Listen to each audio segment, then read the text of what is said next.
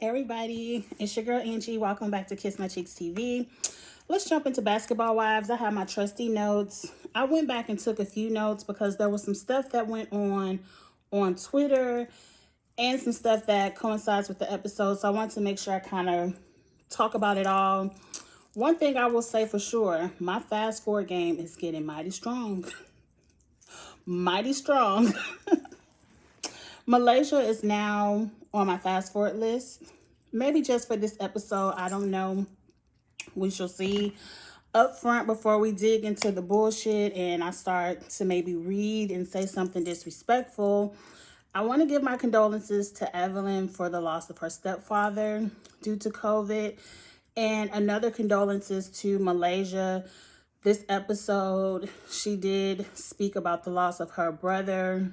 I don't know how long ago it was, but it was to the hands of the police.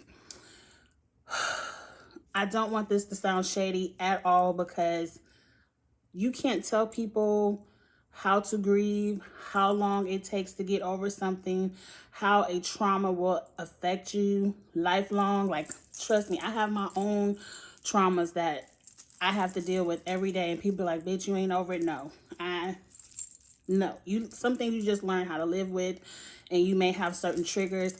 I understand, but when it comes to reality TV, Malaysia, we heard this all before, and it's definitely not an entertaining storyline. But when we look at Basketball Wives, we here for the foolishness, the bullshit. We prepared to be angry. We prepared to read y'all. We prepared to laugh at y'all.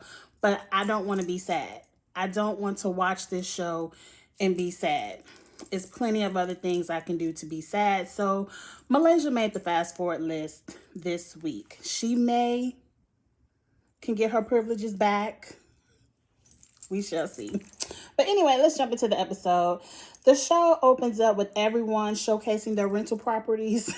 And I say it like that because Jennifer and Evelyn, who must be at least cordial with each other now, are on Twitter shading OG for her house, talking about, oh, Evelyn started it with saying, oh, I can't, like, something about she can't believe somebody on TV pretending like they getting ready to build a house. And I'm like, I can't believe you on TV pretending like you really can afford to live behind these gates, but we'll get to you in a second. Jennifer, being the hit dog that she is, hollers, who you talking about? And I'm like, bitch, we know you renting. So, and then Jennifer proceeds to say, oh, it's nothing wrong with renting. You know, it's nothing wrong with renting a house, but production rents OG's house. And I'm like, this is clearly lies. This is clearly lies because why, of all y'all bitches, would production rent OG the best house? Outside of Shani, who I do believe owns her home. And Shani does have a beautiful home. OG's house looks the best out of all the rest of y'all chicks. It's the biggest. It looks the most modern. It looks the most lived in. So why is production hooking OG up? Why she ain't hook you up, Jennifer, Evelyn? So that was a little bit of shade. So let's look at everybody rentals. Evelyn is now behind the gates. She feels so secure. I'm like, bitch, you got to come out that gate to the grocery store sometime. You got to go do an appearance to earn your check sometime. Now, I'm not saying anybody go whoop Evelyn's ass. You know me. I'm not one of those Twitter people. I'm not one of those YouTube people. This is for shits and giggles. It's entertainment. I don't care about these people at all. I don't advocate violence towards people on television at all because at the end of the day, it's not affecting our lives. Like, just read Evelyn down and move on. But I just think it's funny that Evelyn wants to spend up all her child support to live behind this gate. And girl, you ain't got what 12, 11 years left. You need to be saving them coins. All you need is a good 2-3 bedroom apartment. But let's move on.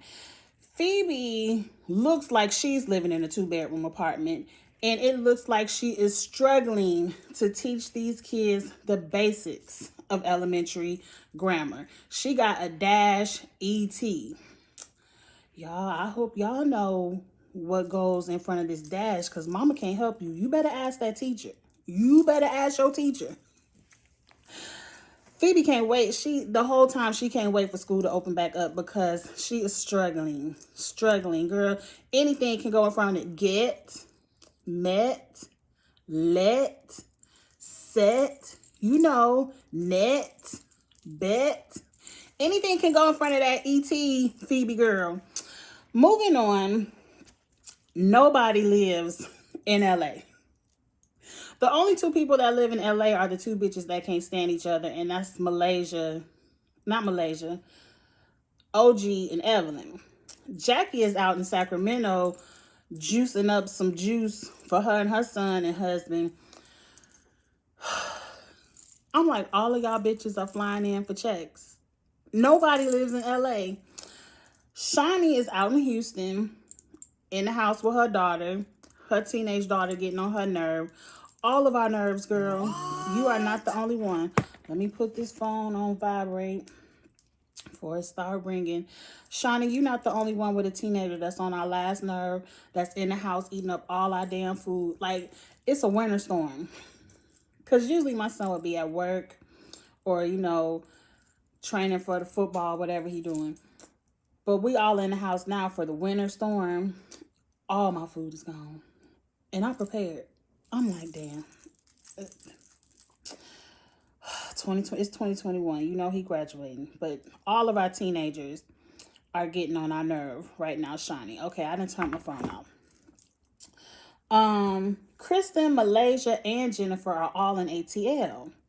Now, I guess the rent in LA is too high, so all y'all chicks went out to ATL for their rent. And let me tell you one thing. I used to live in Atlanta. The rent in ATL is good for a house. The apartment rent is bullshit. I was in a 2-bedroom in Sandy Springs, $1,000 a month. And it's probably double that now. It's probably double that now in Sandy Springs. Apartment rent in Atlanta is bullshit, but you can get you a nice house for the low in ATL. But let me give y'all chicks a tip, because it looks like this gonna be y'all last season. Just come one more state north. You'll still be in the South. You still get a nice weather. But see, in Tennessee, we don't pay no taxes, no state taxes. So your check is a little bit more juicy. And you can get a house for real, on the low. And still make the same salary, if not more. Because I make more money in Tennessee than I did in Atlanta. Just move one state up. You could ball for real. They got a little Netflix show out here in Memphis. Y'all can get you a little show. Anyway, Malaysia goes over somebody's house, Malaysia and Kristen. They're talking about missing the collective, but not everybody in the collective. And I'm like, miss me with that bullshit, Malaysia. You miss your check. And I will understand. If I had to sit somewhere, I'm just thankful I'm allowed to work from home and I'm not missing no checks. So I understand. You don't give a damn about these girls. You miss your check. For some reason, they both happy that Cece and Byron are married. And I said, this some fake shit. Y'all didn't give a damn about Cece last season. Neither one of y'all went to go protect Cece when Evelyn went to go chase her down with a bamboo stick. So now you just so happy that your cousin and father-in-law is happy with Cece. And I'm like, since when? The fakeness begins. I'm so happy Cece is not on the show. Like, she's living her best life and showing y'all hoes how you do it with a real ball player, a real baller. While y'all sitting over here, the baby mamas of basketball. She's a wife. Evelyn is in her Airbnb, and it looked like she just took a couple of shoes and boxes from her old apartment to pretend like she moved into this place behind the gates. How do we know it's a gate out there? We ain't see the front of y'all house. This could really be the same house. She could have just put her shit in the apartment next door for a scene. Her daughter is crying, and they hit the fast forward. Fast forward. Once I saw the little girl crying, no ma'am. Evelyn is posing to be the one from production to call all the girls and make it seem like it was her idea to get this little mansion. Whatever. I just want to say this up front because Evelyn happy to call some people. She rolling her eyes while she calling Jackie. She also concerned about why Jackie brought OG and getting a separate house and Jennifer, I want to fast forward through all of that because at the end of the day, everyone with a contract is expected to be in one of the two mansions that will probably be right next door or across the street from each other. And everyone is expected to film if they want to get paid. So let's fast forward through all the scenes of people complaining about who is or is not going. Kristen, I want to call her Christian so bad. Kristen is now going over to Jennifer's house, and Jennifer is being a dumb bitch. She's bragging about how she was partying all in Miami, all at the pool with her girlfriends, and she had COVID and she ain't even know it. So basically what Jennifer is telling me is she's a bitch who definitely wouldn't be invited to the fucking mansion because she's very irresponsible. She seems like she's probably the type that does not wear a mask. She's more concerned with, you're not even a college kid. Jennifer is probably older than me. Most likely, because Evelyn is older than me, and they're around the same age. A little bit. I ain't trying to age shame nobody. We all up in the 40s. You had your fun, girl. I can understand the little college kids who just feel like their life is over because of quarantine, and they just gotta go to this next party. But you 40 and you can't sit in the house and be still. And she didn't even know she had COVID. She found out she had COVID when she got tested months later and she had the antibodies, which means the 2 or 3 weeks when COVID was active within you, it ain't no telling how many people you spread it to. So if you a bitch like that, I don't want you around me because I feel like you had one of the key symptoms. You lost your sense of taste and smell. That's one of the key things. And you still didn't sit your ass still. That whole scene with Jennifer talking about that with a smile on her face pissed me off. It did. But moving on. She went through her little Range Rover story. I'm so happy Kristen was like, anything that have to do with your boyfriends, let's not talk about. Jennifer, don't waste your money on this documentary, girl. Don't nobody care. I had forgot all about the Range Rover until you brought it back up. And while we're adding to the list, if you all just so happen to be in LA looking at the news and you hear the Tim Sweetie Pies thing and how everybody's like, oh, Jennifer was so right about Tim, keep that off the show too. I don't want to hear it. I don't want to hear it. Like, Jennifer is the one who tells Kristen that Jackie is getting another house, so they're going to have 2 houses and OG is coming. And Kristen is like, oh, I'm so happy you told me OG is coming. I have to prepare myself. And I'm like, bitch, why? I'm sure you're one of the bitches that refused to film with OG. We're going to get to that at the end of this. Kristen then brings up that OG tried to rip her face off, and they flashback that scene where Kristen was like, don't touch me. And OG was like, bitch, I ain't touch you. I'm like, Kristen, she did not try to rip your face off. Y'all was bully picking, poking OG that whole time. Y'all was talking shit. Somebody else touched you and you wanted to get rah-rah and you just got a little scared because OG's rah-rah was bigger than yours. You wanted a moment, you wanted some camera time, and OG gave it to you. Jennifer says something about why you scared of OG. You should be scared of the bitches throwing tables. And I said yes. And for a second, I'm thinking Jennifer might understand OG's colorism argument, but I don't think so. And Kristen goes on to say, hold on, the one who threw the table will not be a bitch. And Jennifer said, oh, in my house, she will be. You can't tell me who a bitch or not a bitch in my house. Now, when we go over your house, she can be Malaysia. But at my house, she the bitch who threw the table. I ain't mad at it, Jennifer. I hope you keep up this same energy. But I feel like you about to have a whole bunch of kumbaya because you really want to be in the house with Shawnee, Evelyn, and everybody else. And you probably pissed you over in the house with OG and Jackie. But I'm pretty sure Kristen can't wait to go home and tell Malaysia that Jennifer called her a bitch so they can have something to fight about in the mansions. Okay, Jennifer tries to tell her there's no code with these bitches. And I'm like, Kristen, I kind of feel like that's back when Marlo was trying to tell Toya not to trust Kenya. Jennifer's trying to warn you, like, these bitches flip-flop on each other like that for checks. They're here to make TV. The only reason why Malaysia might not flip on you is because y'all so-called cousins. I don't really know. But you saw how she flipped on her cousin-in-law. Moving on. OG cooks for her family and they're discussing the lawsuit. The only thing I noticed in that scene is that her mother looks so beautiful. That haircut was right. That makeup was beat. That color yellow was vibrant and beautiful on her skin tone. I said, the mama is doing it. The mama is doing it.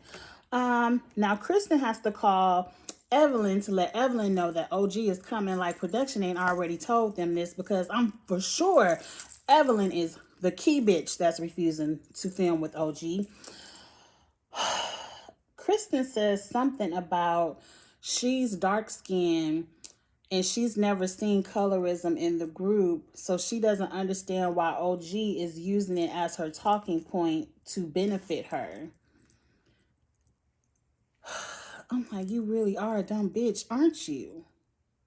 Just because no one has been colorist to you does not mean that colorism did not exist in the situation with OG. And I'm not going to keep explaining it because many of the people I'm sure who are watching my review and thumbs up in the review understands my point of view that colorism did exist last season. So I don't even want to talk about it no more, but I want to know, how is OG benefiting from it? I don't, OG is still getting the ass end of the stick. Like, OG, even when they're showing clips flashing back to you all's arguments, she's still getting the shit end of the flashbacks. Like, they ain't show none of the shit that led up to y'all poking. All they showed OG was, I ain't motherfucking touch you. You know, so y'all, even production seems like they're trying to make us change the history, what they call it, gaslighting us. You ain't gonna get me. I believe what I believe, and I'm rocking with OG on this to the end.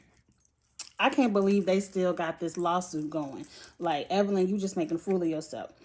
The last episode, the last scene is OG is talking to Kwame about the colorism, and again, OG, keep talking about it, keep explaining it. The one thing I feel about OG this season is I feel like OG wants to be accepted by the so-called collective. I think OG at heart wants to be liked by the group. I feel this way, or she just really need to check. Because to me, I wouldn't have came back to this shit. I wouldn't have came back to, again, be the outcast, to be the one that has to film in a separate house. Because, you know, if it wasn't for OG, it wouldn't be two houses. Jackie and Jennifer would have been in that house, in the other house. But because OG came back,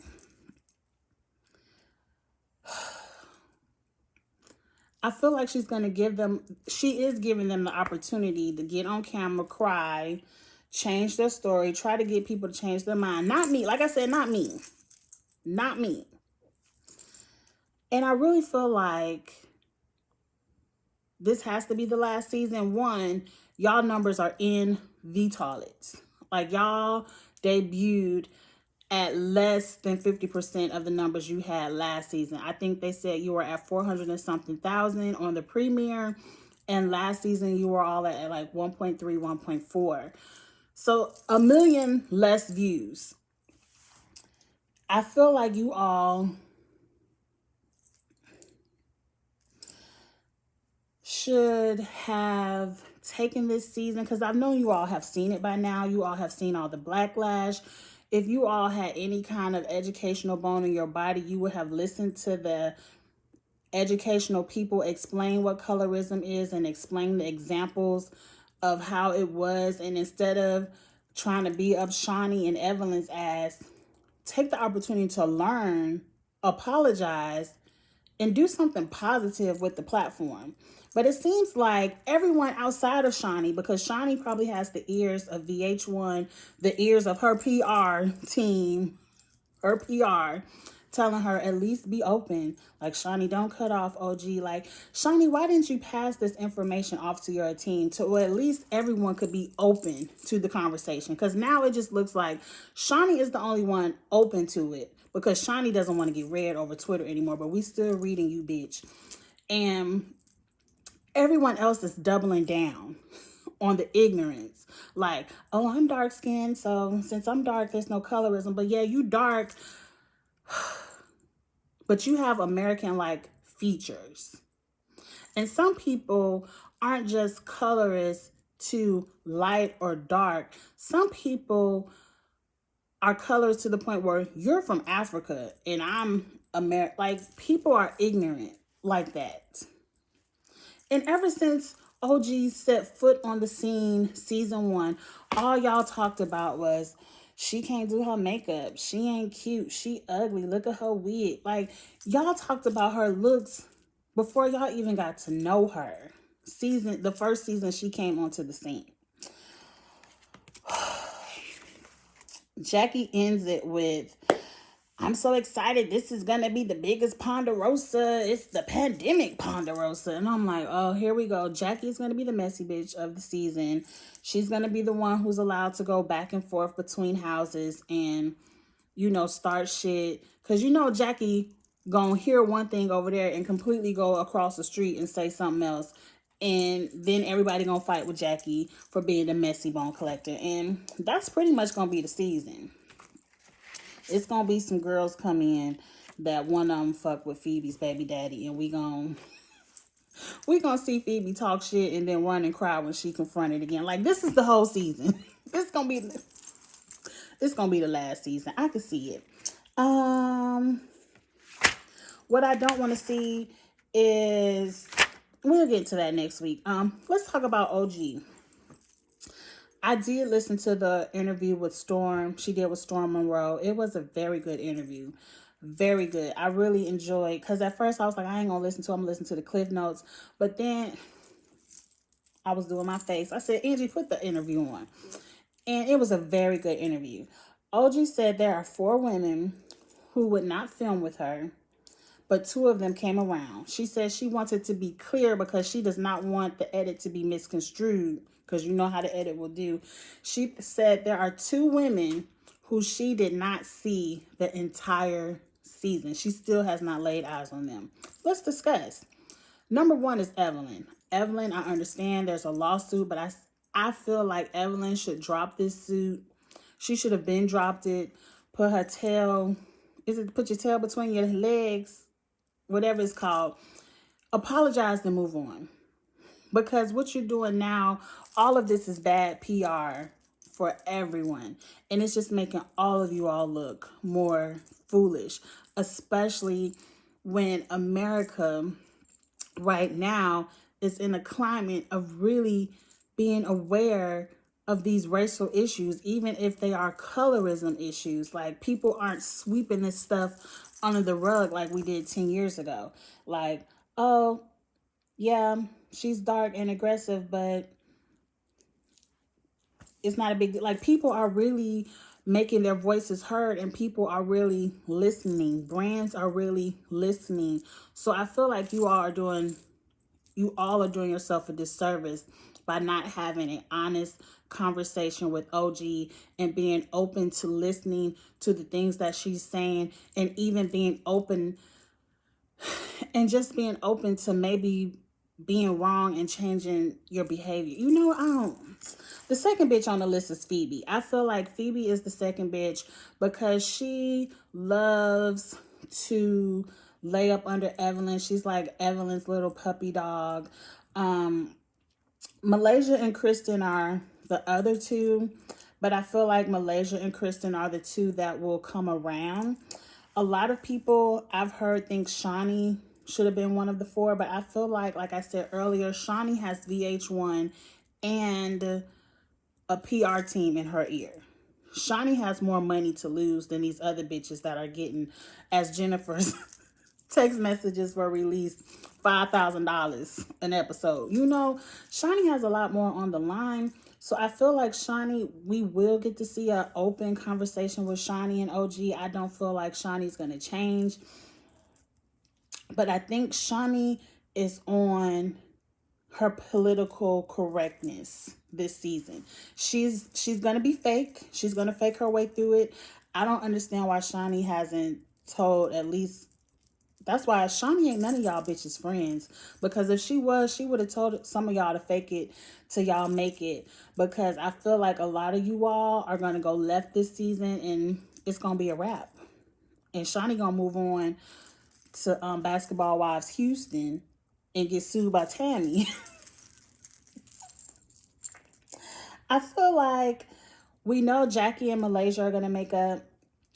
And so after Jackie and Malaysia make up, and then maybe Malaysia and Jennifer kind of smooth things, you know, I feel like they will invite Malaysia and Kristen over to the house and they'll film a scene with OG, but it probably won't be until late in the season. I told y'all about the Twitter beef with the houses. The only thing, I wish OG would not have responded to Evelyn and Jennifer being messy about who rents houses, because again, I believe everybody is probably renting. All of these hoes are renting. And I feel like OG posted a picture saying, well, I'm buying land out in Nigeria, or it's probably Nigeria because she's Nigerian. I just feel like, OG, none of that required a response, because even if you are renting, that's your motherfucking business and you the one paying your bills. And if VH1 is hooking you up with some rent, you better than them bitches because you getting the check and your rent paid. So I would not have even responded, but that's just Angie. And then OG released text messages of Jennifer saying it was back on a Miami trip. Like, I can't believe these motherfuckers only paying me $5,000. They not giving me hair. They not giving me makeup. And they expect me to fly coach. She was like, they at least could have got me hair and makeup. And I'm like, but bitch, didn't you still go? So shut up. And you need to figure out who your friend who gave OG that text. But moving on, that's the end of my notes. So that was a good review. I'm still invested. They work my nerve. And you know my fast forward game is strong. But I'm not at the I'm going to quit. I really want to see how they interact in this house. I am pissed knowing that 4 women are going to spend majority of their time ducking and dodging OG. So it's really going to be 2 shows in one. But let's see what it gives. I know my earrings are making a lot of noise. I'm sorry, but I love these earrings. All right, y'all. Like, comment, share. Let me know what you all think about the episode. And I'll see y'all next week for Basketball Wives. Bye.